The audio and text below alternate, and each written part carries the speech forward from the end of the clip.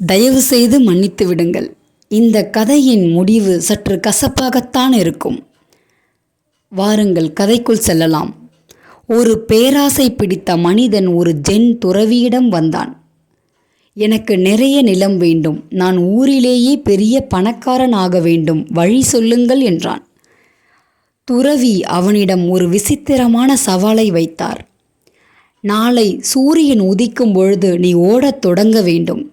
சூரியன் மறைவதற்குள் நீ எவ்வளவு தூரம் ஓடித் தொட்டிருக்கிறாயோ அந்த நிலம் முழுவதும் உனக்கே சொந்தம்.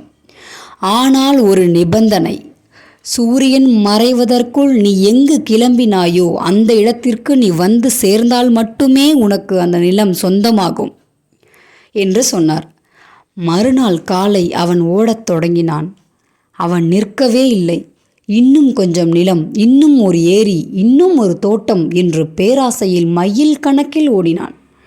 மதியம் கடந்தது. அவன் திரும்ப வேண்டிய நேரம் வந்தது. ஆனால் அவனோ இன்னும் ஒரு அரை மைல் ஓடினால் அந்த அழகான குன்று என்னுடையதாகுமே என்று ஓடினான். சட்டென்று கவனித்தான், சூரியன் மறையப் போகிறது.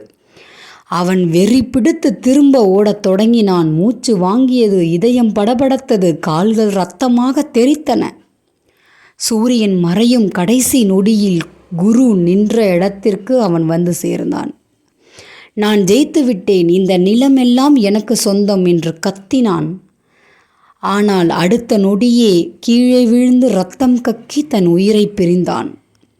குரு அமைதியாக அங்கிருந்த மண்வெட்டியை எடுத்து 6 அடி குழி தோண்டி அவனை அதில் புதைத்து அவனை பார்த்து சொன்னார், ஒரு மனிதனுக்கு இறுதியில் தேவைப்படுவது இந்த 6 அடி நிலம் மட்டும்தான். அதற்காகவா உன் வாழ்நாளை துளைத்தாய் என்று கேட்டார்.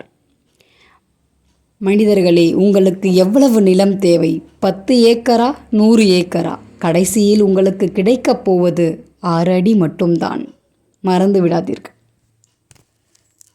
இந்த கதை உங்களுக்கு பிடித்திருந்தால் ஒரே ஒரு லைக் பண்ணுங்கள், ஷேர் பண்ணுங்கள், சப்ஸ்கிரைப் பண்ணுங்கள். அடுத்த ஒரு நல்ல பதிவில் சந்திக்கலாம். நன்றி.